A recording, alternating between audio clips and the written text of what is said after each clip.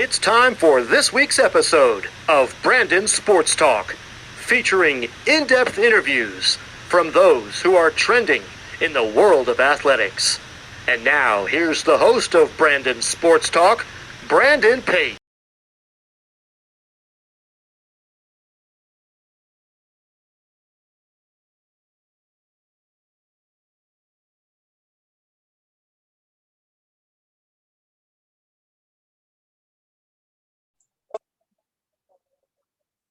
Welcome back to Brandon's Sports Talk. In today's episode, I have the privilege to interview Keagan Brown, who is a motorcycle race car driver.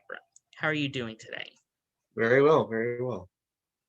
Can you talk about how you knew that you wanted to get into professional sports? Well, my dad had kind of always been around motorcycles when he was younger, and like any other kid in North Carolina, I grew up just riding dirt bikes and kind of having fun with that. But he started taking me around to these smaller tracks just in North Carolina and in Virginia.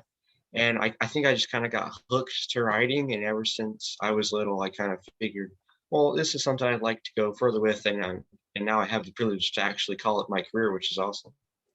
How did you know that you wanted to get into the sport of road racing? Well, my dad actually bought me a little bike when I was about 6 just to kind of fix up and kind of help me with some reading and math.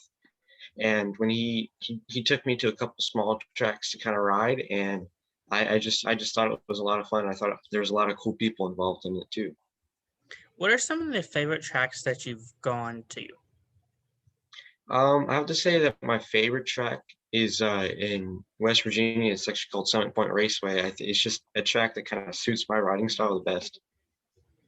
What is it like to race in the Moto America? It's awesome. It's definitely a big step from club racing, just with all the people and all the interviews and stuff. But it's still a really fun experience, and I can't wait to do more of it. What is the difference between club racing and Moto America? I think the biggest difference is just obviously competition. There's a lot of really quick people from all over the country in Moto America, and club racing is just kind of, anyone who wants to be there can be there. So I think the biggest difference between club racing and professional racing would be just the amount of talent. Can you talk about, of course, how young you are to be a professional motocross racer? So the youngest you can be to race with Moto America is 14. That's why I had to wait until I was 14. But in terms of just racing for in club racing, you can be as young as 10 and still be able to race, I think, in pretty much any club race. What was it like whenever you signed your first professional contract to be a motocross racer? It was awesome. It's a really special kind of feeling, and I hope I can sign more contracts when I'm a little bit older too. What is some of the typical game day like for race day? Well, for me, just being the rider, it's not crazy intense. I just wake up and kind of get to the track and get in the mindset of, I need to work on this or I need to go faster here and just kind of put in those laps and try to keep your mind clear. But for the rest of my team, I'd say it's pretty intense trying to keep the bike to where it needs to be and trying to keep me where my mind needs to be.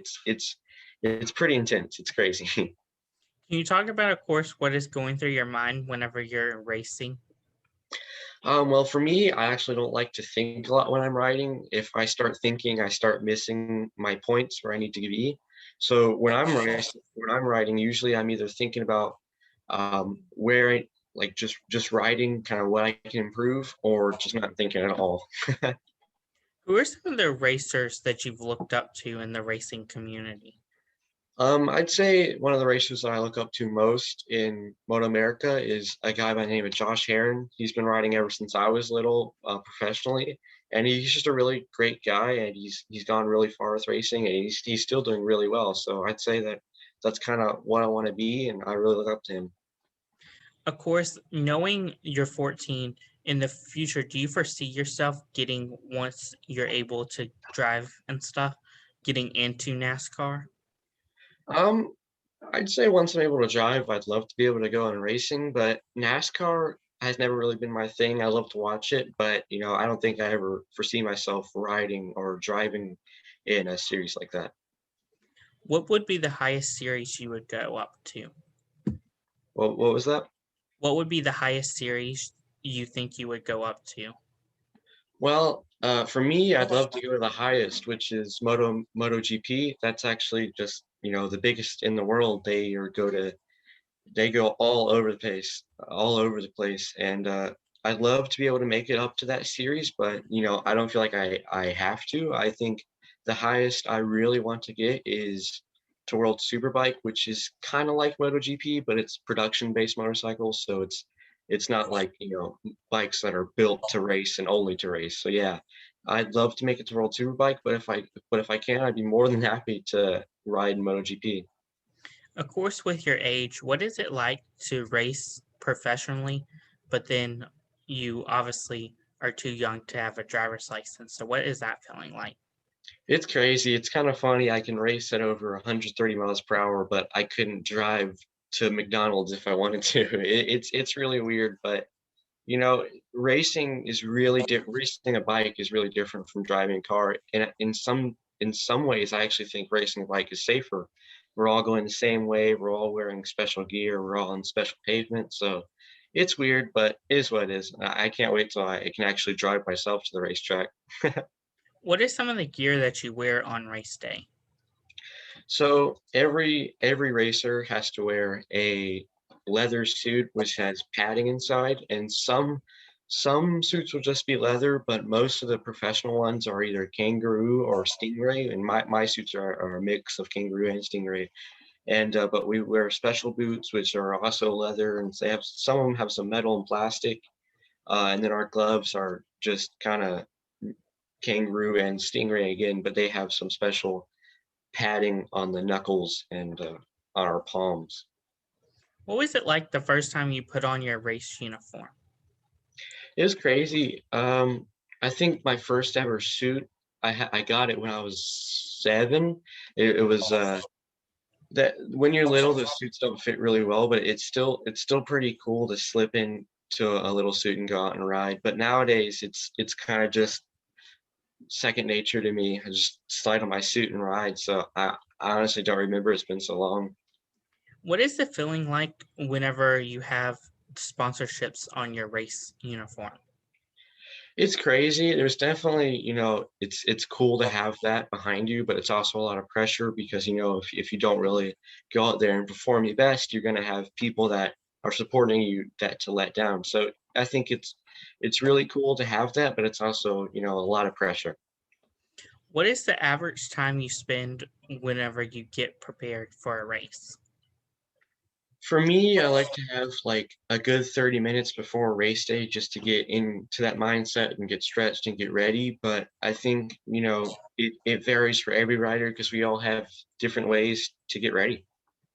What is the process to get sponsorships for motocross racing?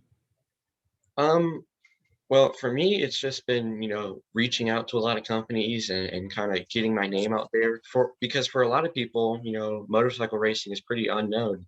Only 3% of the population rides motorcycles, and less than one races it. So it's pretty crazy. But there are some companies who will reach out to you. But I think for a lot of riders and for me, it's a lot of reaching out to companies. What is it like to have your own race team? It's crazy being on a team. It's also a big step up because it's me and my dad have just been by ourselves for about 8 years now. So it's crazy to have, mechanics and team owners and riders coaches. It's a big step up, but it's cool to have someone that you can actually talk to about the bike when you come in off a race day, or have someone that you can, you know, help you, or have someone that can help you if you're just having a bad day. It's crazy. Of course, during the race, do you get like pit stops like in NASCAR and stuff like that to like make sure the bike is doing okay? There are some motorcycle races that are really long, and so you can have pit stops to change tires or get more fuel or just make sure the bike's okay. But for Moto America, we don't really have any races that are even over an hour. So most of the time, we just go out and give it the beans for 20 minutes, and then, whoever wins. But yeah, we don't really have pit stops. You can come into the pits if you want to, but of course you're gonna lose a lot of time and lose a lot of places. Of course, with that, have you ever ran out of gas because you didn't have a pit stop? Yeah, back in the day when it was just me and my dad, we've run into that problem a lot. Just kind of, you think you have enough gas, but there's always that last session or that last race that gets you. What is the feeling like, of course, putting on that helmet and hearing your dad while you're racing? It's crazy. We don't actually have any communication while we're riding like NASCAR, but we get to talk a little bit before I go out, and it's crazy because when you put on your helmet, that's kind of the last thing you do before you go out and ride. So it's that last sense of like, oh crap, I'm about to go 130 miles per hour. It's pretty cool. It's crazy. It's one of those feelings that you'll never really know unless you do it. But yeah. What is it like to have your own race team? Well, right now I don't. Have a race team, but we used to own a company called NC Mini GP, where we would teach younger kids to ride and get into racing, and it was pretty cool being able to. Of course, then I was a little bit younger, so I couldn't really teach anyone because I was still learning, but it was still really cool. And I think in the future, I'd love to have a race team of my own or an academy to teach younger riders how to race, or even just shake hands with people and kind of get into racing. What is it like to have the Keagan Brown Racing? That's awesome. I never thought that a Keagan Brown Racing or KBR would come this far, and I hope to grow it way past just Moto America. What are some of your future plans with Moto America and Keegan Racing? Well, I'd love for me to come up through the ranks in Moto America and potentially race in Superbike and get a championship. But for Keagan Brown Racing, I'd love to grow that into an academy or a kind of a rider school, like I said, to help younger kids get in or even older people get into racing. Of course, whenever you are able to get your license and stuff, do you see yourself gradually getting up to that stage of maybe getting into a race car?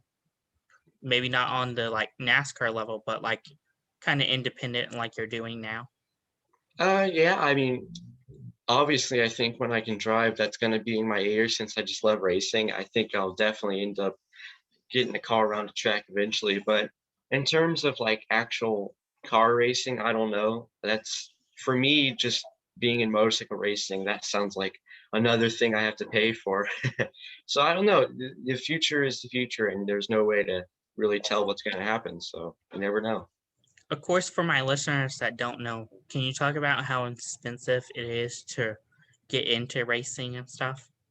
Well, to get into racing, it's really not that bad. You can buy just a cheap dirt bike and throw some road tires on it.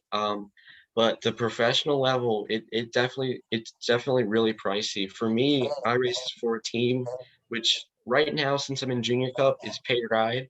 That's just how it is. But for a weekend with my race team and at Moto America being on the professional stage and traveling, it's about 8,000 per weekend. So it's crazy, but once you kind of get to that level of profession, it's not going to seem like a lot because we for 8 years now we've been having to cut checks to go and ride. What is some of the farthest places you've gone, and can you talk about the lifestyle that you live on always being on the road?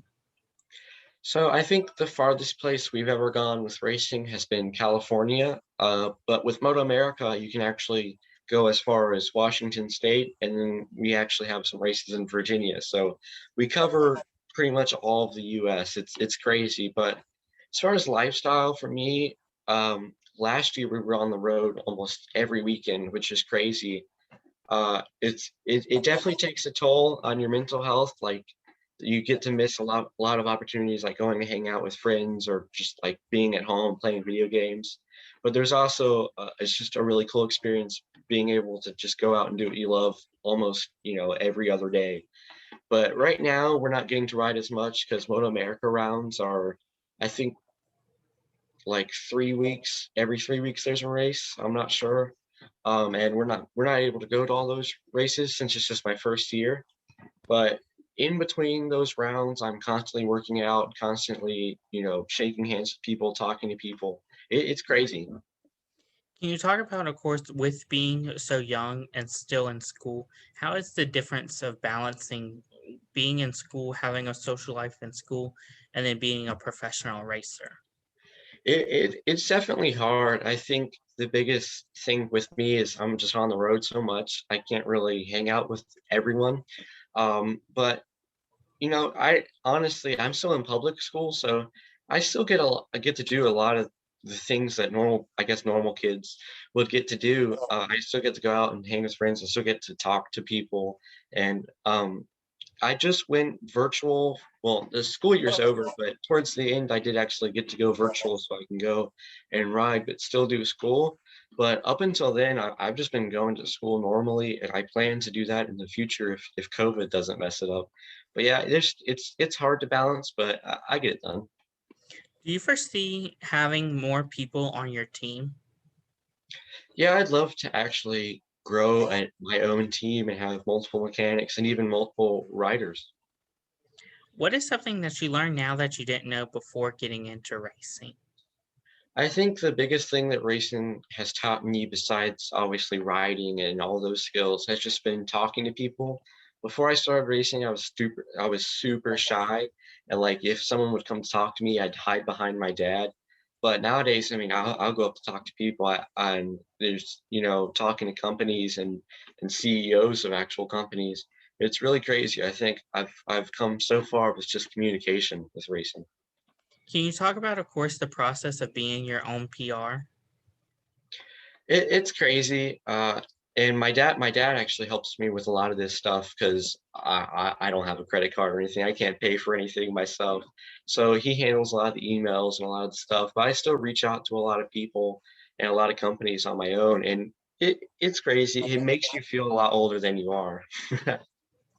What advice would you give somebody looking to get into professional racing? I think that if you wanted to get into professional racing, you just need to know that it's a lifestyle. You can't really do one thing and another and then have professional racing on top of that. You have to be in the mindset of riding like all the time. You have to be super fit, and it's gonna take a good chunk of money to get in. So you just gotta know that you gotta work. You gotta get to this level, and you gotta be at that level for a certain amount of time to be competitive. It's crazy. It takes a lot. And I'm willing to help anyone who wants to get into racing. You can message us on our Facebook or Instagram anytime. And we've helped a lot of people get into just racing and even professional racing. Where can my listeners find you at on social media? And if you have a website? So we do have a website, but it's still not up yet. We're still working on it, but that'll all be KeaganBrownRacing.com. We're on any social media platform at Keagan Brown Racing or Rowdy's Racing. And as far as my email goes, you can get me at teamkbr17@gmail.com. And we're happy to talk to anyone, anytime. We're pretty good at getting back to people. Thank you again, Keagan Brown, for your interview, and best of luck in your future with your team, Keagan Brown Racing. Thanks. You can find Brandon Sports Talk on Facebook at Brandon Sports Talk, Instagram at Brandon Sports Talk, Twitter at Talk_Brandon, and you can find me on YouTube at Brandon Sports Talk. Don't forget to like, comment, and subscribe. Thank you again, Keagan, for your interview, and best of luck. Thanks. You've been watching Brandon Sports Talk. Please feel free to like, share, and subscribe to Brandon Sports Talk on social media and on YouTube.